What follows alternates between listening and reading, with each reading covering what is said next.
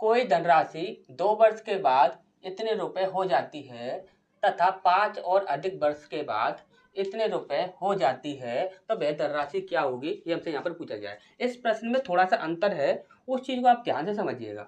यहाँ पर हमसे पहले क्या बोला जाता था, पहले ये बोला जाता था कि कोई धनराशि 2 वर्ष के बाद इतने रुपए हो जाती है और 5 वर्ष के बाद 5 वर्ष के बाद इतने रुपए हो जाती है। लेकिन यहाँ पर क्या बोला जा रहा है, 5 और अधिक वर्ष के बाद इतने रुपए हो जाती है। यानी कि इसका मतलब क्या है, 5 और अधिक बोल रहा है, यानी कि 2 में आप यदि 5 जोड़ते हो तो यानी कि यहाँ पर जो आएगा वो आपका कितना आएगा, 7 आएगा।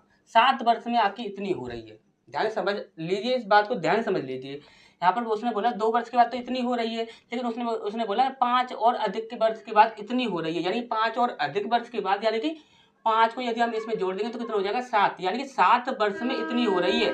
2 वर्ष में इतनी हो रही है तो वह 7 वर्ष में इतनी हो रही है। ठीक, इतनी सी बात आपको अच्छे से समझ आ गई होगी। तो यहाँ पर ये 5 की जगह पर आपको क्या करना है, 7 करना होगा, क्योंकि इसमें आप इसे ऐड करोगे। हमेशा याद, ये चीज आपको हमेशा ही याद रखनी है। ठीक, तो अब हमारा वही स्टेप है, वही हमको करना है। हमसे क्या पूछा गया है, मूलधन की राशि पूछी गई है। अब मूलधन की राशि पूछी गई है तो हमें सिर्फ क्या करना है, यहाँ पर देखिए सबसे पहले तो आपका इनका अंतर निकालना है। इनका अंतर यदि आप निकालते हो तो यहाँ पर देखिए 20 से 20 कैंसिल हो जाएगा, 1000 में 7 गए तो 300 रुपए, 300 यहाँ पर ये आ जाएगा आपका। ठीक, अब इस पर 300 ये आ गया। हमारे यहाँ पर समय का अंतर कितना होगा, तो 7 में से हम ये 2 घटाएंगे तो कितना आ जाएगा आपका, 5 आ जाएगा। तो 5 से यदि हम इसमें डिवाइड करते हैं तो 5 से 0, यहाँ पर कितना आ गया आपका, 60 आ गया। अब 60 से डिवाइड करके देखिए कौन सा आंसर आपका डिवाइड हो रहा है। तो देखिए एक जीरो से एक जीरो काट देंगे तो यहाँ पर 65 जो है वह 6 से डिवाइड होगा नहीं, तो ये हमारा आंसर होगा नहीं।